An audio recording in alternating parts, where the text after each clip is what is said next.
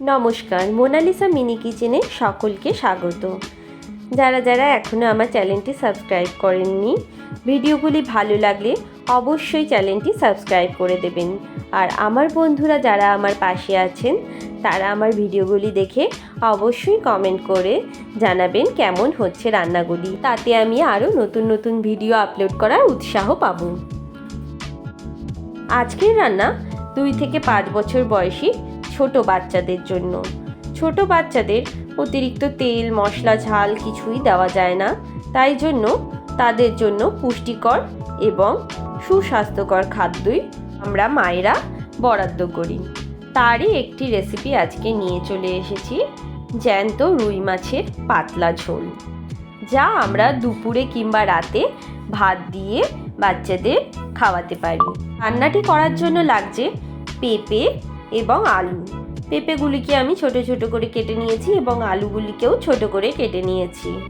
তেলে মাছগুলিকে ভাজার জন্য দিয়ে দিয়েছি। মাছগুলি অবশ্যই এপিট ওপিট ভালো করে লাল করে ভাজতে হবে। কাঁচা কাঁচা মাছ রাখলে কিন্তু চলবে না, তবে কিন্তু বাচ্চারা মাছের আষ্টে গন্ধে খেতে চাইবে না। এবারে আমি তেলের মধ্যে পেঁপের টুকরোগুলি আগে ভালো করে ভেজে নেব, তাহলে পেঁপেগুলি সেদ্ধ হতে সময় লাগবে না, কারণ পেঁপে সেদ্ধ হতে কিন্তু অনেক সময় লাগে। পেঁপেগুলি হালকা লাল লাল করে ভাজা হয়ে গেলে তারপরে এর মধ্যে আমি অ্যাড করে দেব আলুগুলি। আলু আর পেঁপে একসাথে ভালো করে লাল লাল করে ভেজে নিতে হবে। বাচ্চাদের রান্নায় পেঁপে দেওয়া অত্যন্ত ভালো।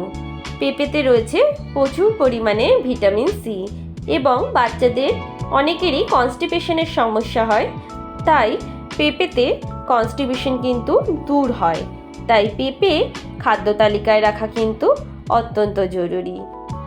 দেখুন লাল লাল করে আমার আলু এবং পেঁপেগুলি ভাজা হয়ে গেছে।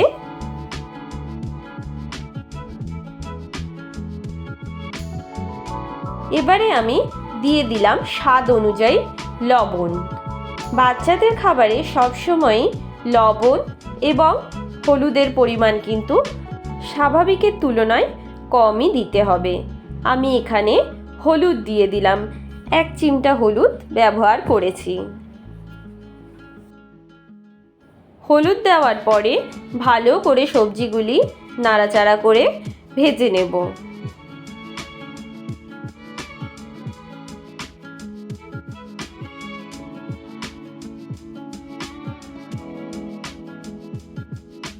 দিয়ে দিয়েছি ছোট চামচের 1 চামচ জিরা বাটা। জিরা আমি আগে থেকেই ফ্রিজে ফ্রোজেন করে রাখি, তার জন্য ঠিক এইভাবে জিরার থেকে আমি কিছু অংশ কেটে এর মধ্যে দিয়ে দিলাম। জিরা বাটা দিয়ে খানিকক্ষণ নাড়াচাড়া করার পরে সামান্য একটু জল দিয়ে মশলাটিকে কষিয়ে নিতে হবে।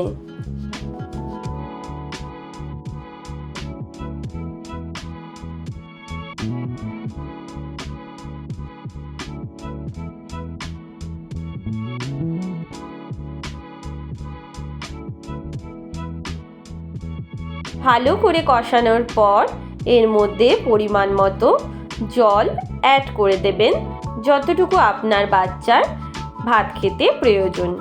দেখুন আমি ঠিক এইটুকু জল দিয়েছি। এবারে ঝোলের মধ্যে মাছগুলিকে দিয়ে 5 থেকে 7 মিনিট একটি ঢাকনি চাপা দিয়ে ফুটিয়ে নিতে হবে। দেখুন আমার ঝোলটি রেডি হয়ে গেছে। দেখে নিতে হবে আলু এবং সবজিগুলি গলে গেছে কিনা। দেখুন আমার সমস্ত সবজি সুন্দর নরম হয়ে গলে গেছে। এবারে ঝোলটি আমি নামিয়ে দেব। অবশ্যই রান্নাগুলি ভালো লেগে থাকলে কমেন্ট করে জানাবেন। নমস্কার।